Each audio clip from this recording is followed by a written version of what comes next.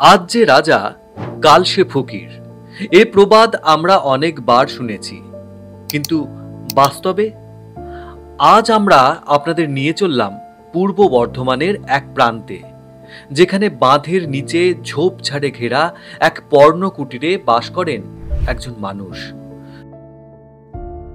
যার জীবনের গল্প একদিকে করুণ, অন্যদিকে অদ্ভুত রকমের গর্বে ভরপুর। কালিকাপুর গ্রামকে রক্ষা করছে নদীর বাঁধ, আর এই নির্জন বাঁধের নিচেই লতা পাতা আর জং ধরা টিনে ঘেরা খোপেই বাস করেন ৬০ বছরের এক বৃদ্ধ, অসিত মণ্ডল। আপনি বিয়ে করেননি? না, কোনোদিনই না। ওনার বিয়ে সাথে কিছু করে নাই, সংসার বলতে কিছু নাই। জমি জায়গা আছে প্রায় ৩০ বছর থেকে এখানে আছে। এর আগে নদিয়ায় থাকতো, শান্তিনগর গ্রাম। এখন ওইভাবেই কাটছে। ওর বোন আছে নদিয়ায় সাধুগঞ্জে, আর এক বোন আছে কালনায়। এইটুকু আমি জানি আর কি। শান্তিনগরে ছিল পাকা বাড়ি, জমি জমা, বিষয় সম্পত্তি। এর ভাই বোনরা যা ছিল একে ফেলে দিয়ে চলে গেছে তাদের স্বার্থে। এ এখন বৃদ্ধ হয়ে কানে শোনে না, চলতে পারে না। এই কলার থোর টোর বিক্রি করে কোনো রকম ভিক্ষা টিকা করে এই কাটোয়া বাজারে গিয়ে বাজারে যায়, যে এই যে সারাদিন অন্তে ফল পচা ফল কুড়িয়ে পায়, এগুলো নিয়ে এসে যে কোনোরকম জীবনযাপন করে বেঁচে আছে। কিন্তু আজ সেই মানুষটি ঘর করছেন অনাদরে। গ্রামের নেতারা কেউ কিছু দেখে না? না, নেতারা তো একে দেখে সবাই, মানে এর কাছে কেউ আসবে না, কেউ এর জন্য 5 পয়সা কেউ উপকার করবে না। তার কেউ নেই। ভোট বর্তমানে কোথাও দেয় না, আগে দিত শান্তিনগরে, নদিয়ায়। তারপর কানে কিছু শোনে না, কেউ কিছু নাই।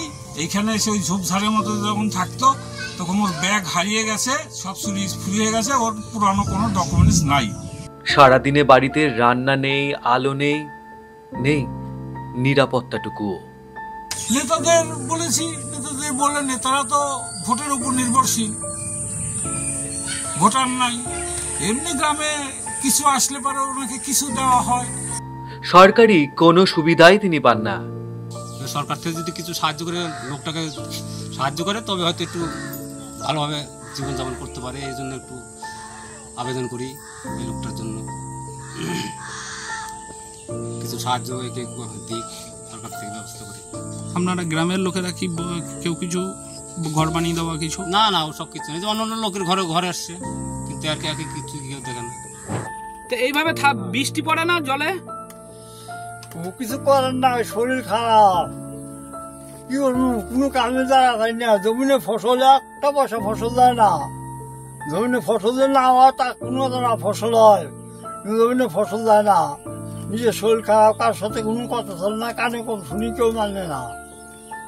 ওই সকালবেলা ফল তারপরে মশাই সমস্ত নিয়ে বাজারে গেছিলাম কাটোয়া। এখন এসে জল দেওয়া, এখন রান্না করবো। ওকে না দেখলে কেউ বিশ্বাসই করবেন না উনি ওখানে একা থাকেন। জীবন এত যন্ত্রণা দিলেও সুখের বিনিময়ে মাথা নোয়াননি একবারও। এখানে ওনার বোনের বাড়ি আছে, বোনের বর এসব বাড়ি আছে আমাদের সঙ্গেই, যে নদিয়ার সাধুগঞ্জ গ্রাম, সেখানে। তা উনি বোনের সঙ্গে ওখানে থাকতেন আগে। এইবার ওনার একটু, যেহেতু শারীরিক কানে কম শোনেন, সেহেতু উনি কি করেন, এবং খুব একরোখা টাইপের মানুষ। বোনের সঙ্গে একটু বনিবনাতে সমস্যা হওয়াতে উনি বললেন আমি কোথাও থাকবো না, আমি ওখানে। আত্মসম্মান যে বড় বালায়, যার জন্য কেউ কেউ সিংহাসন ছেড়ে দেন, আবার কেউ বাকি জীবনটা কাটিয়ে দেন পর্ণকুটিরে। কেমন লাগলো অসিত বাবুর গল্প? ভিডিওটি ভালো লাগলে শেয়ার করুন কমেন্ট।